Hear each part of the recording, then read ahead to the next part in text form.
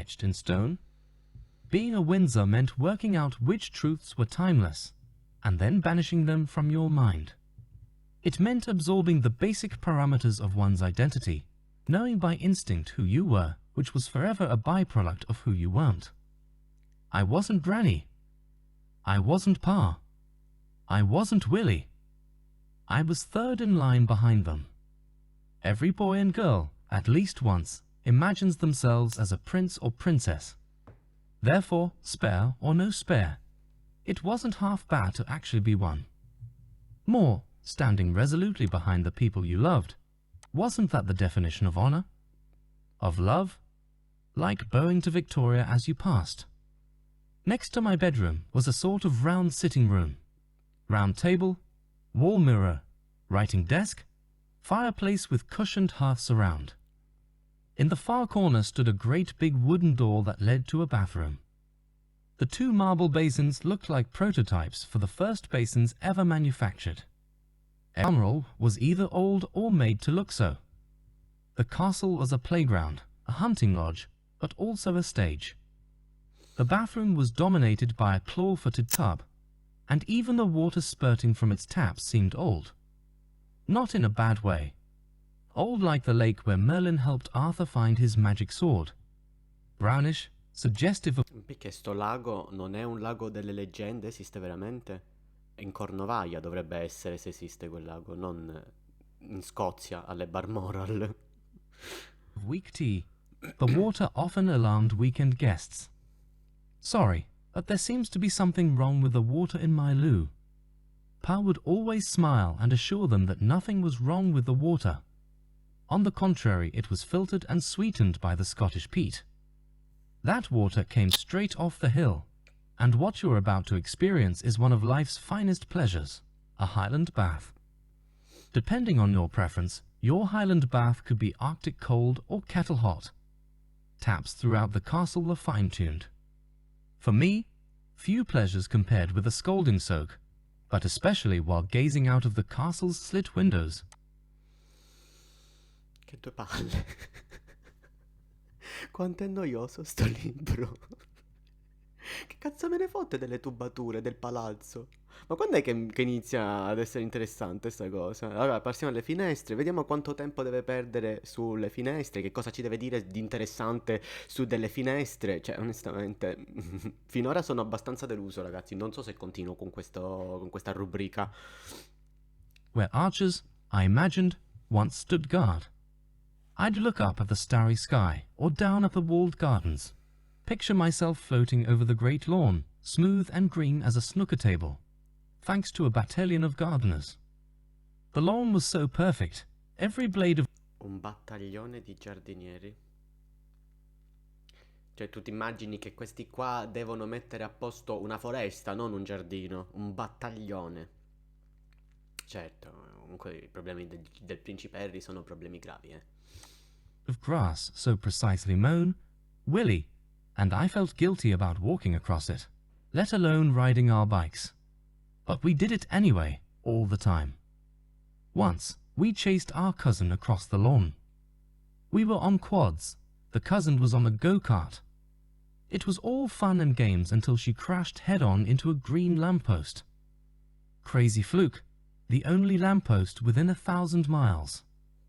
We shrieked with laughter, though the lamppost, which had recently been a tree in one of the nearby forests, snapped cleanly in two and fell on top of her. She was lucky not to be seriously hurt. On August 30, 1997, I didn't spend a lot of time looking at the lawn. Both Willie and I hurried through our evening baths, jumped into our pajamas, settled eagerly in front of the TV. Footman arrived, carrying trays covered with plates, each topped with a silver dome. The footman set the trays upon wooden stands, then joked with us, as they always did, before wishing us bon appetit. Footman, bone china. It sounds posh, and I suppose it was, but under those fancy domes was just kiddie stuff. Fish fingers, cottage pies, roast chicken, green peas. Mabel, our nanny, who'd once been Pa's nanny, joined us. As we all stuffed our faces, we heard Pa padding past in his slippers, coming from his bath. He was carrying his wireless, which is what he called his portable CD player, on which he liked to listen to his storybooks while soaking. Pa was like clockwork, so when we heard him in the hall we knew it was close to 8.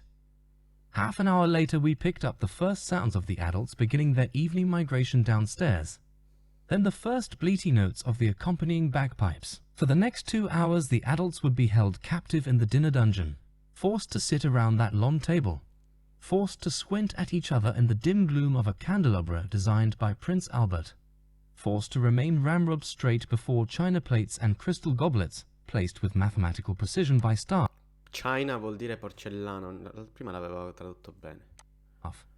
who used tape measures, forced to peck at quail's eggs and turbot, forced to make idle chit-chat while stuffed into their fanciest kit. Ma quando dice forced to, cioè che erano forzati, che erano costretti a fare, a mangiare, cioè, non è che stavano facendo i lavori forzati, ora ci vuole. Cioè, stavano partecipando ad una cena. Non so, mi sembra eccessivamente critico il principe Harry. Si vede che...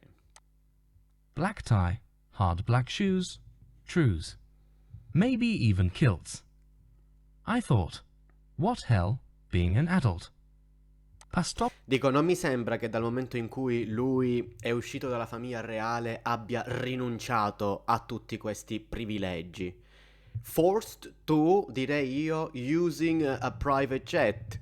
Forced to buying, che ne so, vestiti firmati.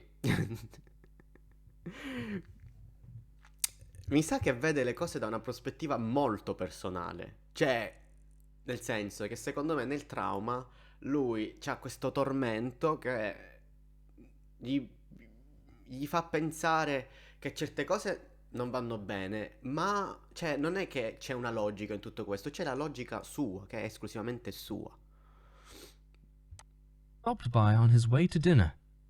He was running late, but he made a show of lifting a silver dome. Yum, wish I was having that. And taking a long sniff. He was always sniffing things. Food, roses, our hair. He must have been a bloodhound in another life. Maybe he took all those long sniffs because it was hard to smell anything over his personal scent. Eau sauvage. He'd slather the stuff on his cheeks, his neck, his shirt. Flowery, with a hint of something harsh, like pepper or gunpowder. It was made in Paris. Said so on the bottle. Which made me think of Mummy. Yes, Harry, Mummy's in Paris. Their divorce had become final exactly 1 year before. Almost to the day. Be good, boys. We will, Pa. Don't stay up too late. He left. His scent remained. Willie and I finished dinner, watched some more Che TV. scent remained vuol dire che lui se n'è andato e il suo profumo è rimasto. Non so perché traduce così questa intelligenza artificiale. Then got up to our typical pre-bedtime hijinks. We perched on the top step of a side staircase and eavesdropped on the adults, hoping to hear a naughty word or story. We ran up and down the long corridors, under the watchful eyes of dozens of dead stag heads. At some point we bumped into Granny's Piper. Rumpled, pear-shaped, with wild eyebrows and a tweed kilt, he went wherever Granny went, because she loved the sound of pipes, as had Victoria, though Albert supposedly called them. No, aspetta. Cioè adesso mi devo immaginare questa cosa. Cioè ovunque la regina andasse nel castello quando stava a Balmoral c'era sempre l'uomo con la cornamusa dietro che gli faceva Madonna mia, non ci credo che è sempre così, non può essere. Cioè questa signora si sarà prima o poi rotta i coglioni di questo suono di cornamusa. È vero che è stata lei a reintrodurre la sveglia con la cornamusa a Buckingham Palace perché era una tradizione durante la regina Vittoria, durante il regno della regina Vittoria, ma non ci credo che la seguiva sempre, dai, non può essere. Ma è stato controllato la veridicità? No, ovviamente no. A beastly instrument. While summering at Balmoral, Granny asked that the Balmoral. piper play her awake and play her to dinner. His instrument looked like a drunken octopus, except that its floppy arms were etched silver and dark mahogany.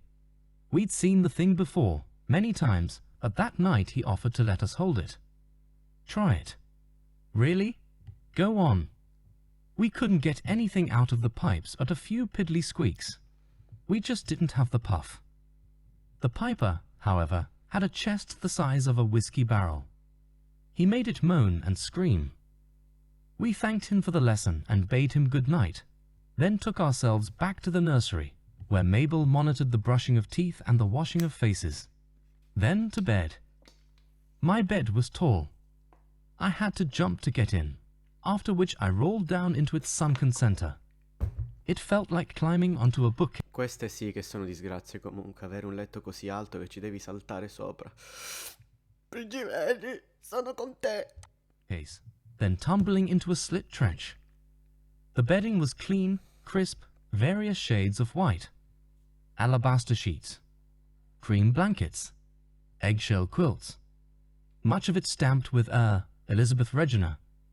Everything was pulled tight as a snare drum, so expertly smoothed that you could easily spot the century's worth of patched holes and tears. In realtà sarebbe Elizabeth Regina, che è come loro leggono la locuzione latina, Elisabetta Regina, che non si può sentire, però sarebbe lo stemma della regina Elisabetta. I pulled the sheets and covers to my chin, because I didn't like the dark. No, not true, I loathed the dark. Mummy did too, she told me so. I'd inherited this from her, I thought, along with her nose, her blue... Tutti i bambini hanno paura del buio, non c'è bisogno di inventare una storia di eredità da tua madre, cioè è normale, anche io da bambino, ma forse anche ora in certe situazioni ho paura del buio. L'ho ereditato pure io da tua madre. People, her hatred of smugness and fakery and all things posh. I can see myself under those covers, staring into the dark, listening to the clicky insects and hooty owls. Did I imagine shapes sliding along the walls? Did I stare at the bar of light along the floor, which was always there because I always insisted on the door being left open a crack? How much time elapsed before I dropped off? In other words, how much of my childhood remained? And how much did I cherish it, savor it, before groggily becoming aware of? Pa? He was standing at the edge of the bed, looking down. His white dressing gown made him seem like a ghost in a play. Yes, darling boy. He gave a half smile, averted his gaze. The room wasn't dark anymore.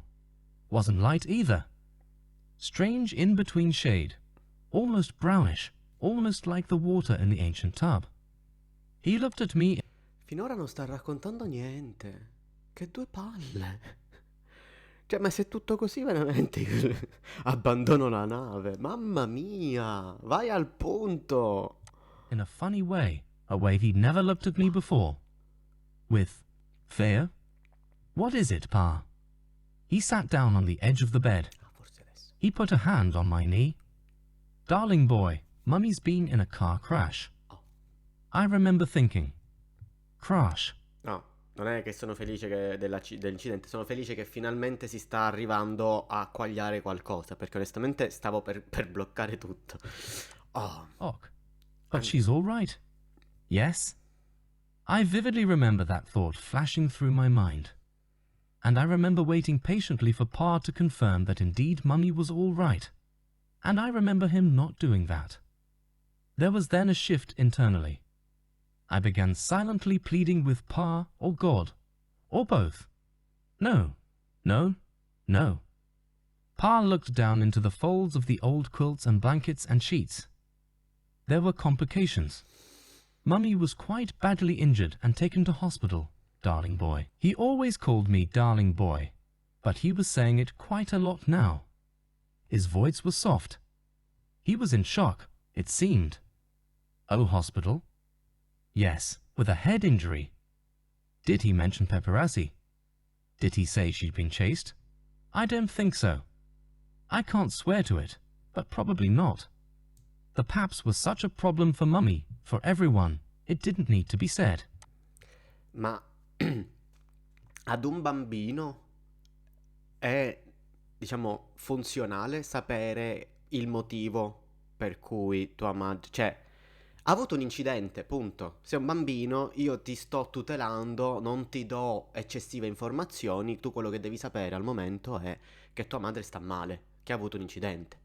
C'è bisogno che lui... Perché noto il tono un po' polemico di Harry, non ha menzionato i paparazzi. No, non li ha menzionati perché tu eri un bambino e magari ti voleva proteggere.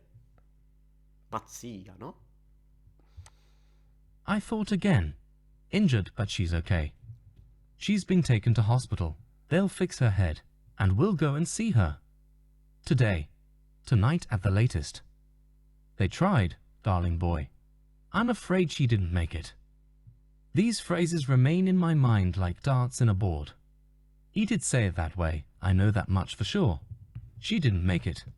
And then everything seemed to come to a stop. That's not right. Not seemed. Nothing at all seemed. Everything distinctly, certainly, irrevocably, came to a stop. None of what I said to him then remains in my memory. It's possible that I didn't say anything. What I do remember with startling clarity is that I didn't cry. Not one tear. But didn't hug me. He wasn't great at showing emotions under normal circumstances. How could he be expected to show them in such a crisis? But his hand did fall once more on my knee, and he said, "It's going to be ok." That was quite a lot for him. Fatherly, hopeful, kind, and so very untrue. He stood and left. I don't recall how I knew that he'd already been in the other room, that he'd already told Willie, but I knew. I lay there, or sat there. I didn't get up. I didn't bathe, didn't pee, didn't get dressed, didn't call out to Willie or Mabel. After decades of working to reconstruct that morning, I've come to one inescapable conclusion. I must have remained in that room, saying nothing, seeing no one, until 9 a.m. sharp, when the piper began to play outside. I wish I could remember what he played, but maybe it doesn't matter. With bagpipes, it's not the tune, it's the tone. Thousands of years old, Bagpipes sono le cornamuse, ovviamente. bagpipes are built to amplify what's already in the heart. If you're feeling silly, bagpipes make you sillier. If you're angry, bagpipes bring your blood to a higher boil. And if you're in grief, even if you're 12 years old and don't know you're in grief, maybe especially if you don't know, bagpipes can drive you mad. It was Sunday, so, as always, we went to church. Crathykirk. Walls of granite.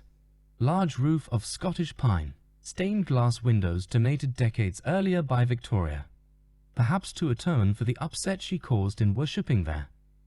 Something about the head of the Church of England worshipping in the Church of Scotland. It caused a stir, which I never understood. I've seen photographs of us going into the church that day, but they bring back no memories. Did the minister say anything? Did he make it worse? Did I listen to him or stare at the back of the pew and think about Mummy? On the way back to Balmoral, a 2-minute drive, it was suggested that we stop. People had been gathering all morning outside the front gates. Some had begun leaving things. Stuffed animals, flowers, cards. Acknowledgement should be made. We pulled over, stepped out. I could see nothing but a matrix of colored dots. Flowers, and more flowers. I could hear nothing but a rhythmic clicking from across the road. The press.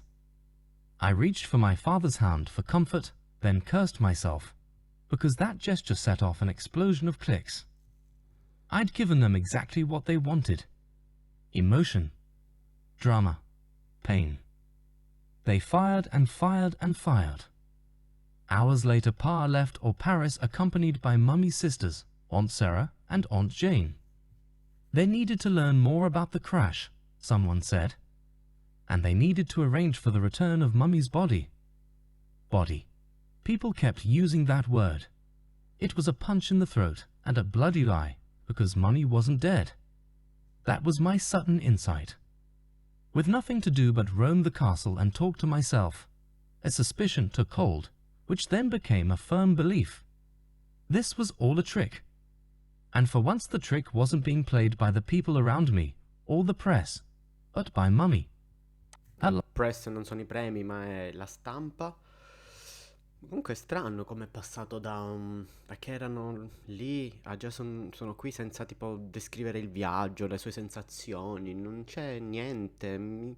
Sembra tipo un racconto molto, come si dice, molto, diciamo, riassuntivo, ecco. Cioè, abbiamo capito che lui sta male tuttora, no? Per questa storia, eccetera. Mi aspetto che se scrivi un libro riguardo al trauma che origina proprio in questo momento, che ci metti molto di più di te stesso e non di quello che conosciamo tutti, no? Dei fiori che sono stati che hanno inondato il cancello di Buckingham Palace, di quello che dovevano fare con il corpo, eccetera. Likes being miserable. She's being hounded, harassed, lied about, lied to. So she staged an accident as a diversion and run away. The realization took my breath away, made me gasp with relief. Of course, it's all a ruse so she can make a clean start. At this very moment, she's undoubtedly renting an apartment in Paris, or arranging fresh flowers in her secretly purchased log cabin somewhere way up high in the Swiss Alps. Soon she'll send for me and Willie. It's all so obvious. Why didn't I see it before? Mummy isn't dead. She's hiding. I felt so much better. Then doubt crept in. Hang on. Mummy would never do this to us. This unspeakable pain. She'd never allow that, let alone cause it. Then back to relief. She had no choice. It was her only hope of freedom. Then doubt again. Mummy wouldn't hide. She's too much of a fighter. Then relief. This is her way of fighting. She'll be back. She has to be. It's my birthday in 2 weeks. But Pa and my aunts came back first. Their return was reported by every Tev Chow. The world watched as they stepped onto the tarmac at Ralph Northolt. One channel even added music to the arrival. Someone mournfully singing a song. Willie and I were kept from the TV, but I think we heard that. The next few days passed in a vacuum, no one saying anything.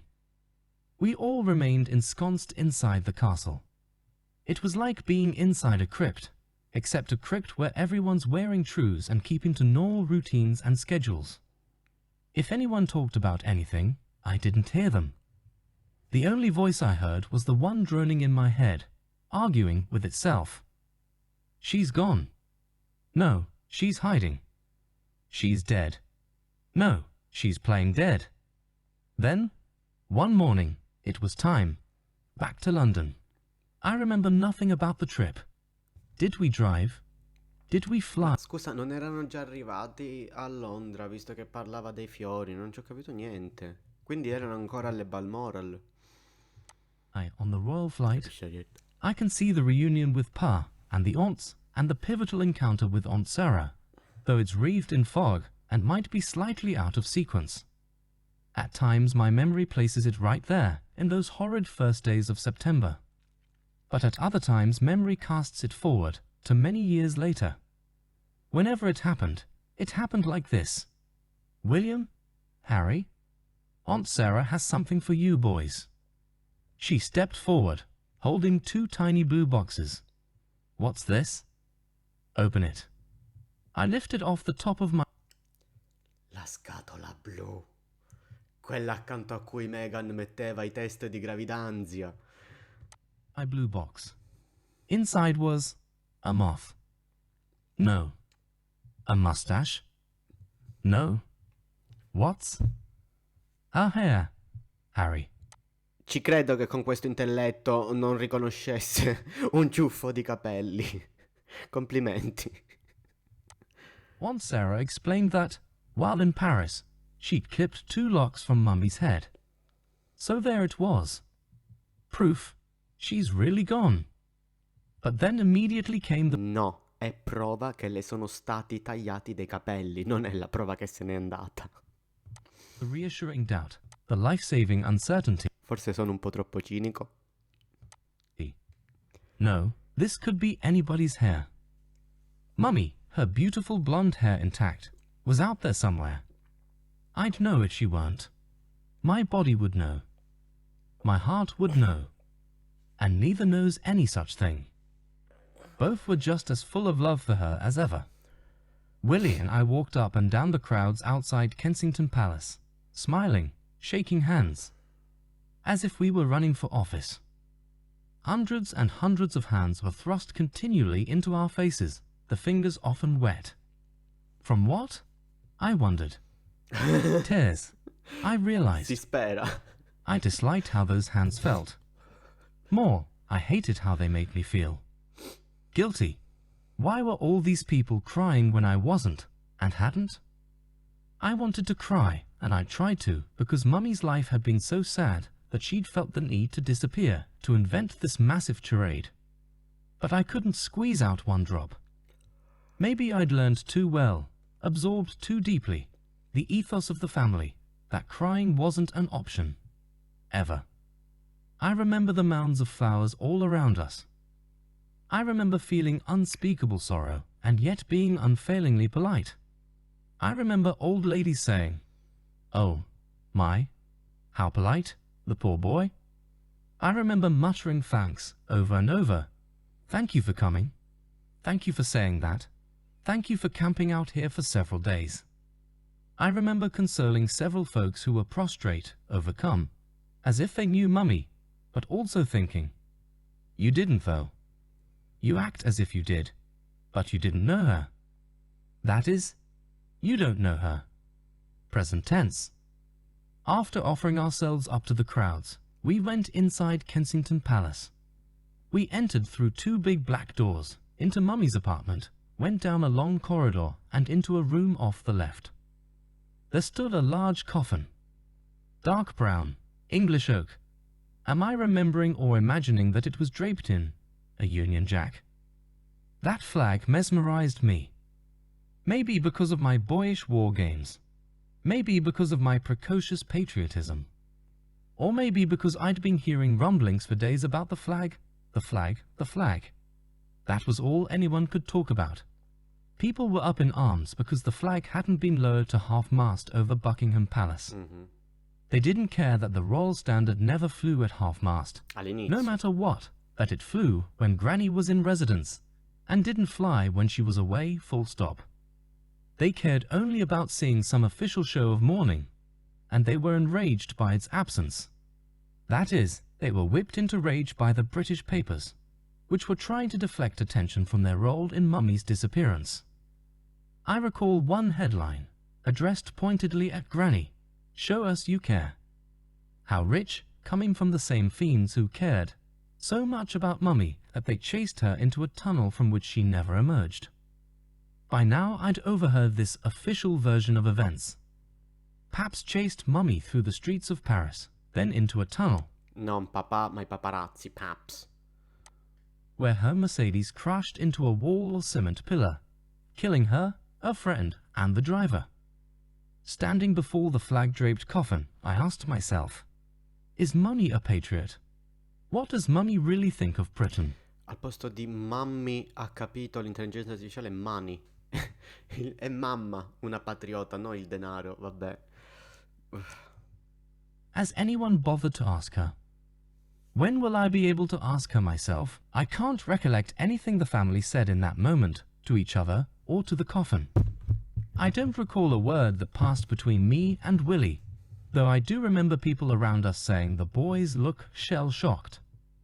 Nobody bothered to whisper. Gli è morta la madre. Sfido, tu che aspetto avresti quando ti muore tua madre? Spensierato e sorridente? As if we were so shell-shocked that we'd gone deaf. There was some discussion about the next day's funeral. Per the latest plan, the coffin would be pulled through the streets on a horse-drawn carriage by the King's troop, while Willie and I followed on foot. It seemed a lot to ask of two young boys. Several adults were aghast. Mummy's brother, Uncle Charles, raised hell. You can't make these boys walk behind their mother's coffin. It's barbaric. An alternative plan was put forward. Willie would walk alone. He was 15 after all. Leave the younger one out of it. Spare the spare. This alternative plan was sent up the chain. Back came the answer. It must be both princes. To garner sympathy, presumably. Uncle Charles was furious. But I wasn't. I didn't want Willie to undergo an ordeal like that without me. Had the roles been reversed, he'd never have wanted me, indeed, allowed me, to go it alone. So, come morning, bright and early, off we went, all together. Uncle Charles on my right, Willie to his right, followed by Grandpa.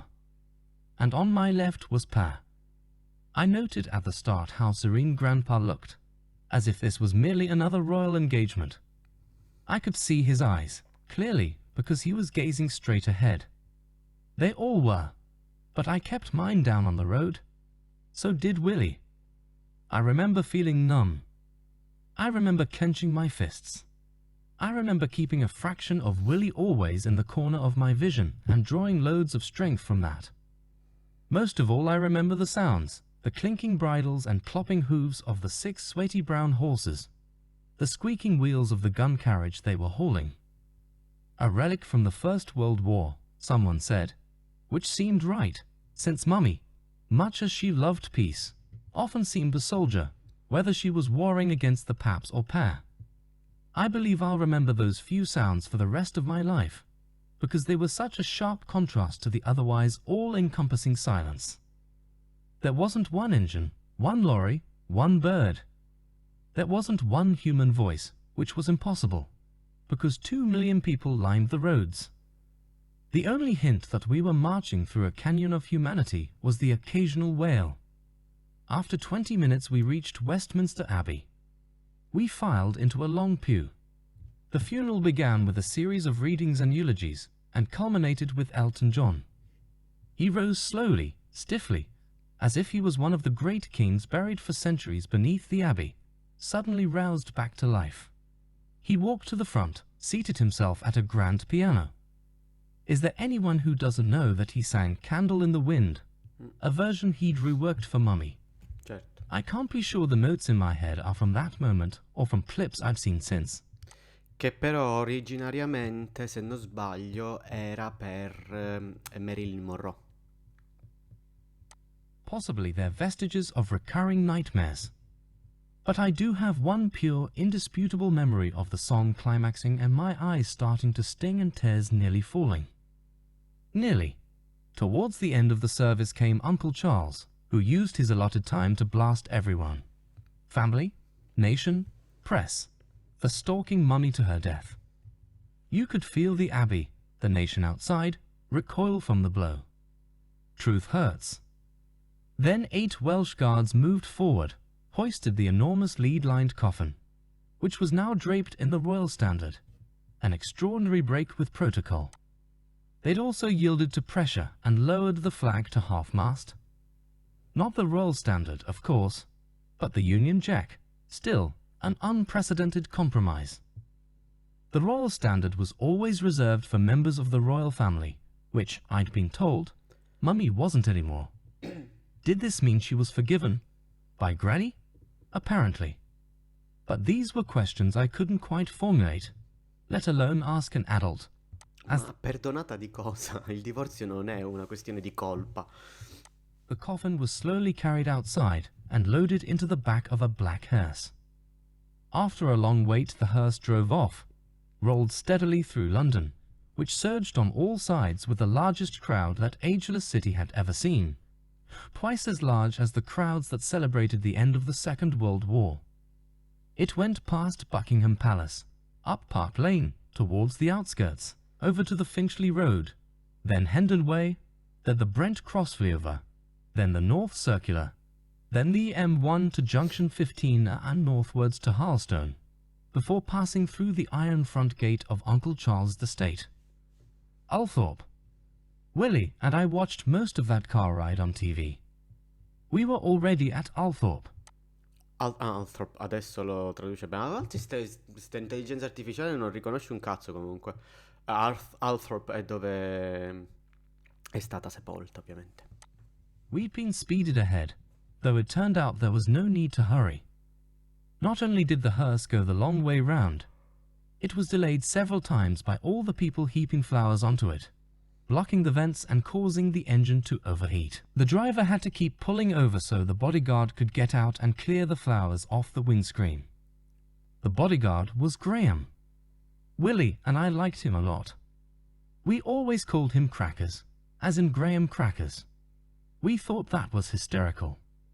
When the hearse finally got to Althorp, the coffin was removed again and carried across the pond, over a green iron bridge hastily positioned by military engineers, to a little island, and there it was placed upon a platform. Willie and I walked across the same bridge to the island. It was reported that Mummy's hands were folded across her chest, and between them was placed a photo of me and Willie, possibly the only two men who ever truly loved her. Certainly the two who loved her most. For all eternity we'd be smiling at her in the darkness.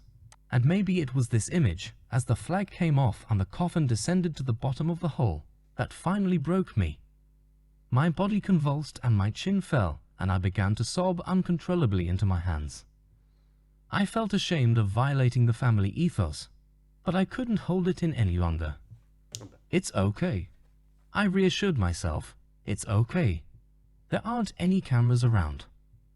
Besides, I wasn't crying because I believed my mother was in that hole, or in that coffin. I promised myself I'd never believe that, no matter what anyone said. No, I was crying at the mere idea.